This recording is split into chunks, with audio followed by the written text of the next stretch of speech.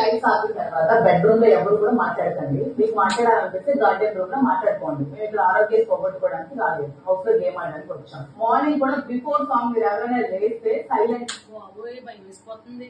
బాబోయ్ శివగామిలాగా, బాహుబలిలో శివగామిలాగా ఫీల్ అయిపోతుంది ఇవిడ. ఇది నా మాట, నా మాటే శాసనం అన్న రేంజ్ లో చెప్తుంది దువ్వాడ మాధవి గారు.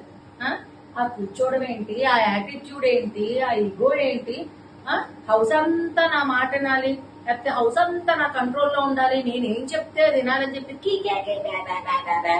అని చెప్పి వచ్చిన కాడి నుంచి ఎవరొకరితో ఏదో ఒక ఇష్యూవే, వచ్చిన కాడి నుంచి ఎవరొకరితో గొడవే. ఎందుకైనా పంపించింది పూర్తిగా చంద్రముఖిలా మారుతున్న దువ్వాడ మాధురి చూస్తున్నారు. నేనేమో తై దిద్దిత్తాయి అని చెప్పేసి నేర్పించింది. ఇవాళేమో తోం తోం తోం అంటుంది. అక్కడ చంద్రముఖిలో ఆ చంద్రముఖి వెంకటపతి రాజా గారి కోసం చేసింది అవన్నీ. మరి ఈవిడ ఎవరి కోసం అనుకుంటున్నారు? దువ్వాడ రాజా గారి గురించి. ఆయన దూరం అయిపోయేసరికి రకరకాల వేరియేషన్స్ అన్ని బయటపడుతున్నాయి దువ్వాడ మాధవి గారిలో. మీరేమంటారు మరి? కామెంట్ సెక్షన్ లో కామెంట్ చేయండి, మాట్లాడుకుందాం.